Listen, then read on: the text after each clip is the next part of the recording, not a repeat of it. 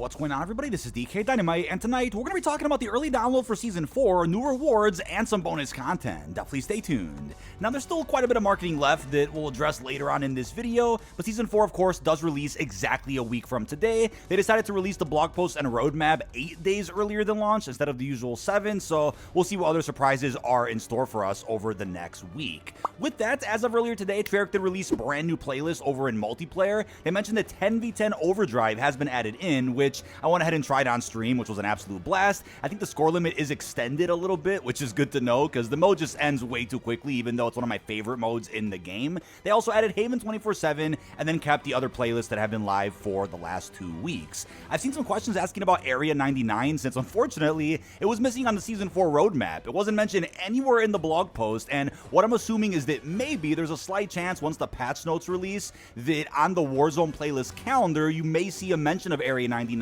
as far as when it's meant to return. It would be shocking if it doesn't come back until late Season 4 Reloaded, which would be, I think, the middle of July, or maybe we have to wait until Season 5, which also wouldn't make much sense. I mean, there's plenty of support coming for Resurgence in this season. Would be weird to not get that playlist rotation back in between Area 99, Rebirth, and maybe one POI from Verdansk or something. But I'm still shocked that Rebirth Casual is a real thing. We were joking about it on the podcast a couple of weeks ago. I mean, I think it's great for the Abyss camo grinders out there, but obviously you're going to have some sweats that aren't going to be able to 2-box or trick people with their VPNs anymore, since just about anybody can go in and drop a high kill game while playing casual. It's going to be funny to see how it may even split the player base a little bit once Season 4 ends up dropping. Maybe this helps considering the SPMM issue that all of us seem to have. Maybe since it'll split the player base between regular BR, regular Resurgence, and then ranked BR and ranked Resurgence, let alone the casual modes, it may help out with the cheaters people are running into or just the matchmaking altogether. But in a recent meeting with the Call of Duty Recon Squad, it looks like many folks that took part in a questionnaire did suggest that they would like a multiplayer casual mode at some point in the future. Obviously, the host of the meeting probably took note of this and may have sent it upwards to the studio, but I wonder if we will ever see a casual mode in MP at some point, considering it's probably been successful for Warzone. But in the event tab right now, it is confirmed that we're going to be seeing a double XP event as of tomorrow, so this Friday, and should last likely until the end of Monday. So it seems like we're going to be getting both a player and weapon XP boost over the course of the weekend. Last week was kind of odd where we ended up getting a double Battle Pass XP event.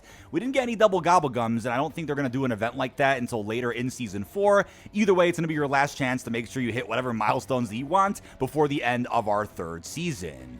But earlier this afternoon, a brand new trailer dropped, or I guess what we can call an intel drop from Raven, detailing the brand new POI update in Verdansk called the Overlook. To my understanding, this building is sitting where Nakatomi Plaza once did in Verdansk 84, and I did see some comments that I agree with, suggesting that they should really just populate the other empty areas of Verdansk instead of an area like downtown that already is pretty full as far as buildings and areas that you can access. But you know what, not complaining, it looks like a really damn cool update, and it's cool to know that they're also updating Verdansk in ways that they didn't back during Warzone 1, which keeps things fresh. As of now, there's no mention as to whether the stadium is going to open up this season. Maybe it's being saved for a potential Black Ops 7 reveal event later this summer. I also think it would have been fitting if they would have made the Continental building from John Wick in place of the Overlook, or could have had the interior be similar to the Continental. It would have been perfect timing with the collaboration we're about to see, but then again, I wouldn't want them to add in a really cool crossover POI and then have to remove it after a season or something. Luckily, this will be a permanent addition to the map, and they also teased what appears to be the secret specialist vault room that we also saw in Nakatomi Plaza. There was a small Easter egg allowing us to get into a room that would provide us with specialist perk packages and even a free blueprint unlock, so I'm really crossing my fingers that there's going to be a valuable Easter egg we can do at the launch of our 4th season, and hopefully some reward updates to the other existing Easter eggs that are on Verdansk. Now, you guys may have also noticed that you can actually lock down a lot of the entrances by pushing a button. You can access the cranes, mess with those. There's zip lines, and overall looks like a pretty healthy and fun update for the map itself, so that Verdansk doesn't get stale over the next couple of months. And real quick, I'll also add that yes, the World Series of Warzone was announced and will be taking place on OG Verdansk, which is pretty damn sweet. Now, before we continue, I want to let you know about today's sponsor, Aniba, an online marketplace that offers the best deals on digital gift cards, game codes, and even DLC. Users can also earn cash back on select purchases so that they can play more and spend less. If you want to check out Aniba, then click on the special link down below in this video's description or the pinned comment. And thank you to Aniba for sponsoring tonight's video.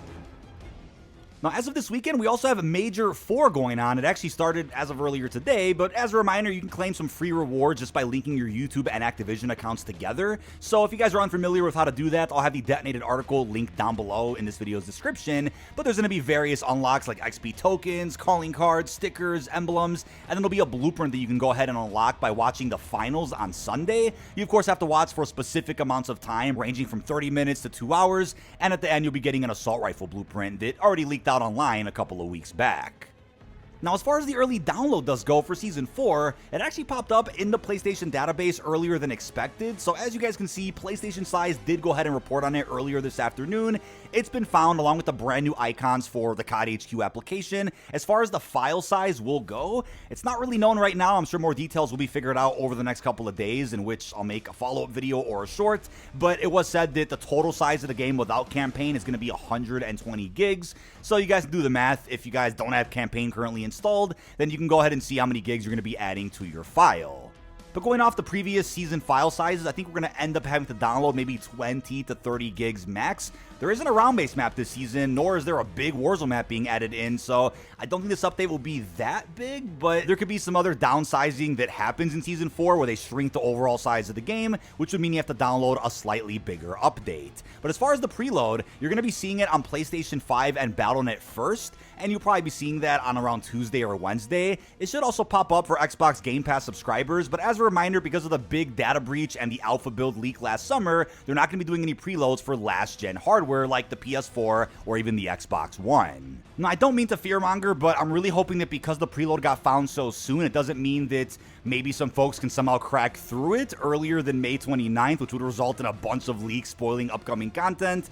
We'll have to wait and see, but I don't think we've ever seen a preload get cracked through for any of the post-launch seasons of Black Ops 6. It was only something we saw during, the beta period or shortly after, where people ended up jailbreaking the old PS4 and somehow revealing everything about the game and a lot more than we were supposed to see. But hopefully if things do leak, there's nothing too crazy as far as spoilers go for future content that should remain a surprise. Now, speaking of that John Wick collab that I mentioned a couple of minutes ago, I wanted to address something that I saw in my chat earlier today, and that is the fact that the multiplayer map Eclipse looks as if it's meant to be a part of the Ballerina collaboration that is going to be starting in early June. It appears to be a nightclub, right? And it technically perfectly fits with the crossover we're going to be seeing with the John Wick spin-off movie. It hasn't officially been labeled as a crossover map, as they have found a way to try to tie the map into the current post-launch narrative, but this would be, I think, one of the first times in COD where you see an entire multiplayer map kind of built around a collaboration. Even if it's not marketed that way, it does seem like pretty funny timing to end up releasing something like that. And I do believe that with the vague wording we got about the Ballerina Challenge event in June, there probably is an event pass and maybe even a bigger crossover happening with John Wick than what they actually revealed in the roadmap. I don't think they're just going to end up doing the operator bundle for Ballerina. It does feel like we're going to end up seeing some type of Keanu Reeves John Wick operator at some point in the future. Even if it comes out later in the year for Black Ops 6, that operator would likely still carry forward into BO7, so don't worry about that. But I would be absolutely shocked if after all these years of waiting for a John Wick crossover, they just don't release an operator for him, so we'll just have to wait and see. They don't really describe how the event is going to work as far as the Ballerina one goes. They didn't mention if it was an XP-focused event, a collection one, or a traditional challenge event. I kind of feel like they didn't specify it because maybe it's going to be an XP premium track to unlock John Wick, whereas there'll also be a bunch of other free rewards and hopefully some free operator skins that fit the world of John Wick. Maybe some free suited operators or something. Now, what I also wanted to mention is that there doesn't appear to be any event camo releasing, at least in the first half of Season 4. Keep in mind in the blog post, they do mention that there's going to be other events later in the season that have not been detailed at all, so hopefully one of those future events after Reloaded will feature an event camo. It feels like we finally made some progress with at least releasing some type of animated camo in these Black Ops 6 events, and then one event after Blaze of Glory, the Got Your 6 one, ends up releasing an animated blueprint. At least it was animated, but it would have been even better as a camo unlock that you can universally use on any weapon. So as of right now, it's not looking good for event camos, since they probably would have detailed that in the blog post already if there were some coming, but luckily they did mention some brand new ranked play rewards for both multiplayer and Warzone. There's at least one universal camo unlock that you can earn by playing Warzone ranked, so that's something if you guys want to play either Warzone Battle Royale ranked or Resurgence ranked play that you end up being able to play on Rebirth. We've already seen Rebirth ranked before, so I'm surprised they didn't give Area 99 a shot, but maybe the player count was just too low on that map map to justify doing the mode. But I really haven't seen too much good reception to any of these ranked play rewards over the last couple of seasons, so hopefully they step things up in the next season or two to where the ranked play rewards are actually viable, because at least back in Modern Warfare 2 and a bit of MW3, I remember folks that didn't even play ranked play that much, but would hop on just to get some of these cool unlocks, whether it was camos or even some operator skins. But to wrap things up, as far as the marketing that is left for Season 4, we still have yet to see a full Black Cell Season 4 roadmap. We'll likely get that along with a mini Black Cell teaser trailer on the COD channel. On top of that, a dedicated trailer going through all the multiplayer maps for Season 4. We already got a launch trailer showing a little bit of everything, but they usually end up doing a dedicated MP trailer either the couple days before or even the day of launch with the season itself. I know Season 3 was a little bit weird with that, but we're also going to end up getting a cosmetic-focused blog post detailing more about the Battle Pass and other store offerings, since not many bundles were actually revealed in the blog post the other day. So we'll likely see that cosmetic-focused blog maybe a good day before the season releases, maybe even a bit sooner. But I did like what they did with Season 3, where they didn't actually market any of that until the day of launch. So by then we were just going in game and experiencing everything for ourselves anyway. I think it's cool to kind of minimize a lot of those reveals just to keep the hype alive for some of the cosmetics. But that is about it. This has been dkdynamite. Leave our thoughts down below in the comment section. What are your thoughts on the early download that just got found for Season 4? Could it be a bit problematic since it popped up so soon? Will any leaks happen because of it? Maybe a lot more leaks compared to the last couple of seasons. Also, leave your thoughts down below on the brand new Warzone and multiplayer updates. Really hope you've enjoyed, and peace out, everybody.